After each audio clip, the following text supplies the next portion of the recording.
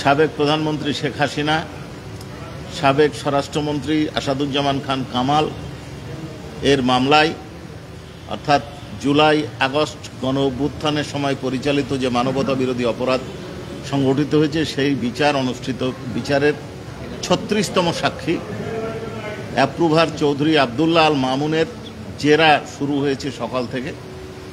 ডিফেন্সের পক্ষ থেকে তাকে জেরা করা হয়েছে। জেরাতে মূলত যে বিষয়গুলো সম্পর্কে উনি জেরা করেছেন, 2018 সালের নিশিরাতের নির্বাচনে কার কি ভূমিকা ছিল, কার মাধ্যমে এই নিশিরাতে ভোট প্রদান করা হয়েছিল, তাদের বিরুদ্ধে উনি কী ব্যবস্থা নিয়েছেন এ সম্পর্কে প্রশ্ন করেছেন।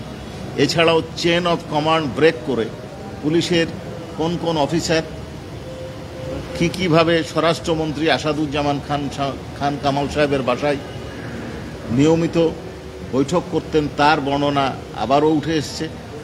এছাড়া টিএফআই সেলে ব্যারিস্টার আরমান সহ অন্যান্য বন্দীদেরকে যে রাখা হতো, কার নির্দেশে রাখা হতো, কারা এটা নিয়ন্ত্রণ করত, কিভাবে নিয়ন্ত্রিত হতো, কার নির্দেশে এদেরকে তুলে আনা হতো, এই সম্পর্কে বিস্তারিত জেরা উনি করেছেন। বাকি অংশ এখনও জেরার বাকি আছে। এখন আর যে বিষয়গুলো আপাত দৃষ্টিতে আমার কাছে মনে হয়েছে বাকি আছে সেটা হচ্ছে জুলাই গণ অভ্যুত্থান চলাকালীন সময় স্বরাষ্ট্রমন্ত্রীর ভূমিকা, প্রধানমন্ত্রীর ভূমিকা, তাদের নির্দেশ, তাদের কার্যকলাপ এ সম্পর্কে উনি বিস্তারিত জেরা করবেন বলে আমরা আশা করছি। এখন পর্যন্ত যে জেরা সম্পন্ন হয়েছে তাতে মূলত সাবেক স্বরাষ্ট্রমন্ত্রীর সাথে সম্পর্কিত জুলাই গণ অভ্যুত্থানের আগে যে সমস্ত বিষয়গুলো ছিল সেগুলো নিয়ে উনি জেরা কমপ্লিট করেছেন। টিএফআই সেলে স্বরাষ্ট্রমন্ত্রী এবং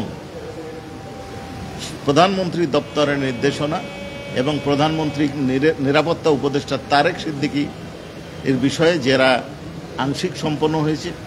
এই পর্যায়ে লাঞ্চের বিরতি হয়েছে, সেকেন্ড হাফে আবার জেরা শুরু হবে।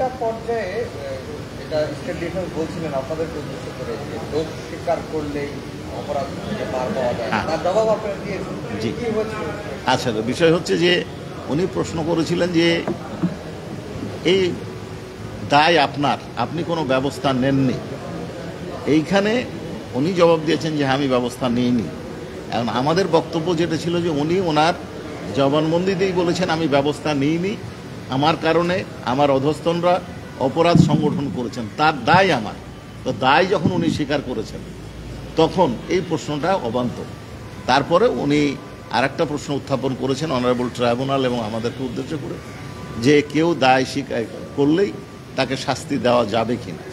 সেই ক্ষেত্রে আমাদের বক্তব্য পূর্বেও আপনাদেরকে যেটা বলেছি এখনও বলছি, অ্যাপ্রুভারকে শাস্তি দেবেন বা দেবেন না তার বক্তব্য কতটুকু গ্রহণ করবেন অনারেবল ট্রাইব্যুনাল এটা ঠিক করবেন। এটা অ্যাবসলিউটলি অনারেবল ট্রাইব্যুনালের এখতিয়ার।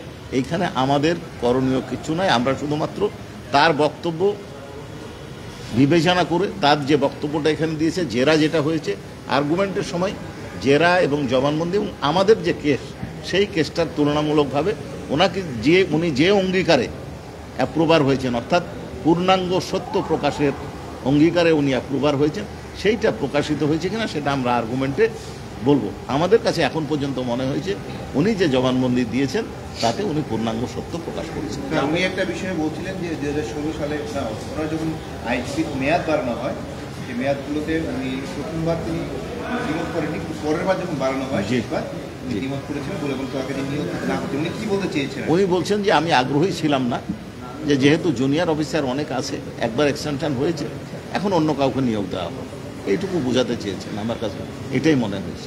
জাভেদ পাটোয়ারির পরামর্শের পরে যারা ভোট কাটার সাথে জড়িত ছিল, বিশেষ করে পুলিশের, তাদেরকে বিভিন্ন পদক দেওয়া হয়। উনি নিজেও সেই পদক পেয়েছিলেন ওইবার।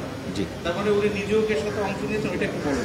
আচ্ছা, এই বিষয়ে বিশেষভাবে বিশেষ কিছু বলার কারণ সুযোগ নাই, কারণ উনি ওনার জবানবন্দিতে বলেছেন এই নির্দেশটা সরাসরি ডিসি এবং এসপিদের কাছে গেছে। আমি বলি আমি আমি বলছি এই পদকের বিষয়টা জেরাতে জবানবন্দিতেও ছিল, এবং যারা এই ধরনের নিশিরাতে ভোট প্রদানের ক্ষেত্রে সক্রিয় ভূমিকা পালন করেছে তাদেরকে বিভিন্নভাবে পুরস্কৃত করা হয়েছে।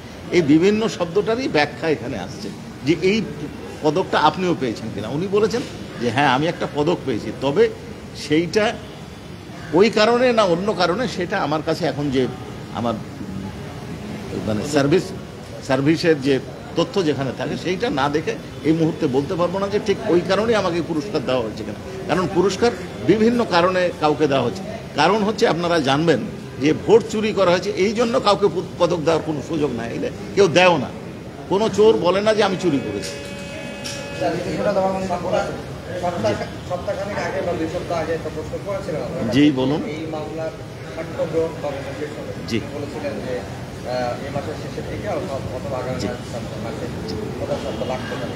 এখন রাজশাহী জবাবদিহিটা হয়ে গেল।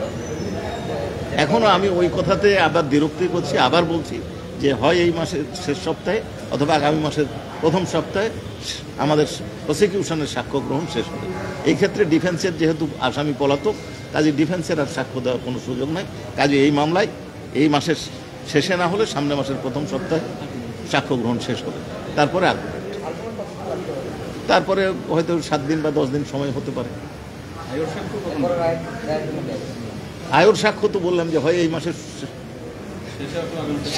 আর আপনি নিজেই প্রশ্ন করে বুঝতে পারছেন যে উত্তরটা আমার পক্ষে দেওয়া সম্ভব নয়, কারণ রায় কবে হবে এই সিদ্ধান্ত অনারেবল ট্রাইব্যুনাল, এটা সিদ্ধান্ত এটা অনারেবল ট্রাইব্যুনাল।